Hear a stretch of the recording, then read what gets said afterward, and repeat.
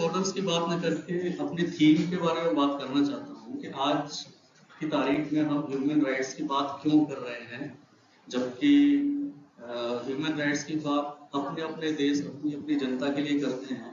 हमें अलग से क्यों कहना पड़ रहा है कि mental health is a universal right. इसकी कहानी कहाँ से शुरू होती है और आज हम इस मुकाम पर पहुंचे हैं और हम क्या थे और आज हमने क्या पाया है, विश्व पटल पर इसकी क्या अहमियत है और उसके तहत भारत में हमारे पास आज हमारे हाथ में क्या है as a universal human right for mental health. तो शुरू करते हैं। ये हम सबको पता है कि अक्टूबर 10 2023 आज है, ट्यूसडे है। We are celebrating mental health day and it is declared by World Federation for Mental Health, World Health Organization. It is observed by all over the world. It is a global event. The purpose of celebration of this day is to raise awareness of mental health issues and summon efforts to support mental health. This is the brief. As has been already told, the initiative to observe the World Mental Health Day was started in 1992 by the Deputy Secretary General of World Federation of Mental Health, which is a part of World Health Organization, Richard Hunter. And this initiative was successfully adopted, and first it was observed on 10th October 1992. Okay, then the first ever theme for World Mental Health Day was improving the quality of mental health services throughout the world, which was applied in 1994. Before that, there was no particular theme. Themes we are celebrating since 1994, and for the last 5 years we are having these themes. And in 2022 we had make mental health and well-being for a global priority, and before that mental health in an unequal world, and so on.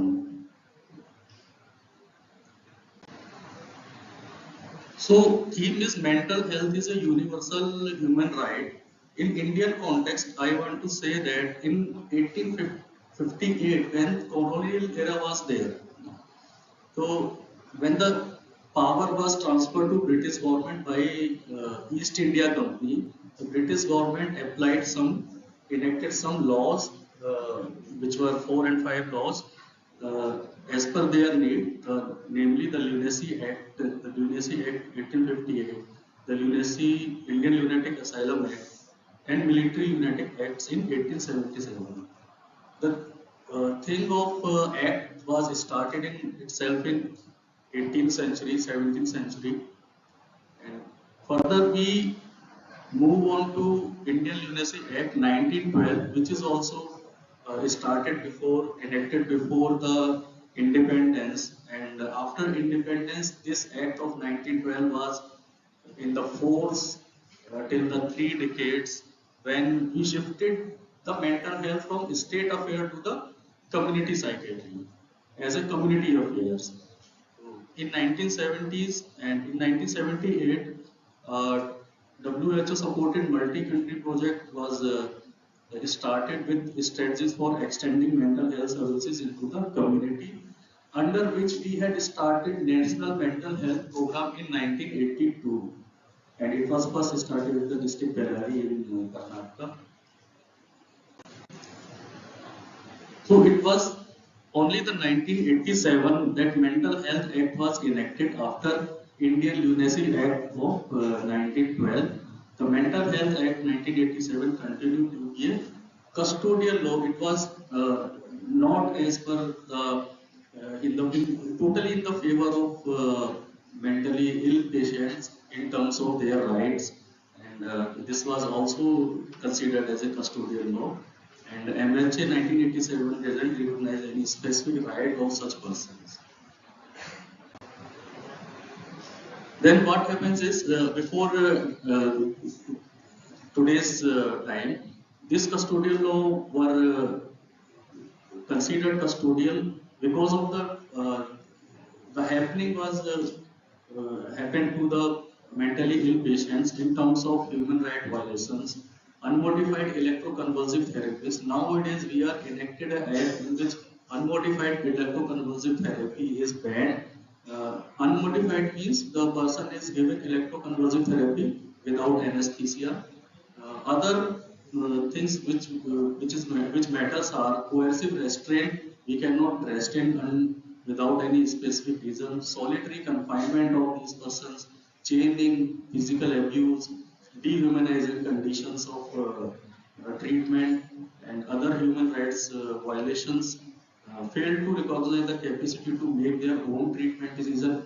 Now we have the act which says that a person can take their own decision to take any kind of treatment he likes.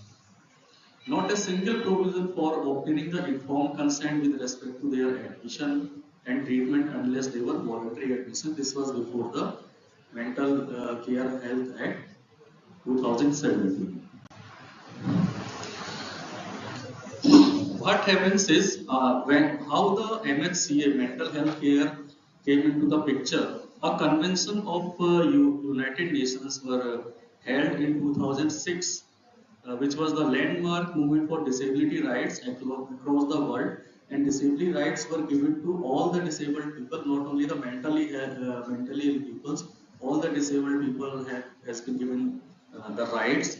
And CRPD is considered as the gold standard for protecting, fulfilling, and promoting rights of persons with disabilities. So this convention rejects the biomedical model of psychiatric illnesses or all the illnesses, and it recognizes the inherent legal capacity of all persons with disabilities as equal persons. This can be said that this is a radical departure from the historical construct that persons with disabilities, the notions are of unsound mind, irrational, they lack decision-making capacities. This was departed from the mindset of the people. So after this convention, Mental Health Care Act was passed in 2017 and enacted in 2018 after a 10-year of tedious work of legislative process in the parliament, and finally we have Mental Health Care Act. And not going much deeper into this act, what I want to project is the chapter 5 of this act gives the rights for the person with mentally ill, and the theme of mental health is also the human rights, and you can see the long list of rights which are given to these person, which we as a normal human being were enjoying. They can also enjoy these rights, and I am elaborating these rights. The right to access mental health care, all have right to get the treatment. Right to community living, no one will be chained or confined or remain in the asylum. They have right to live in the society.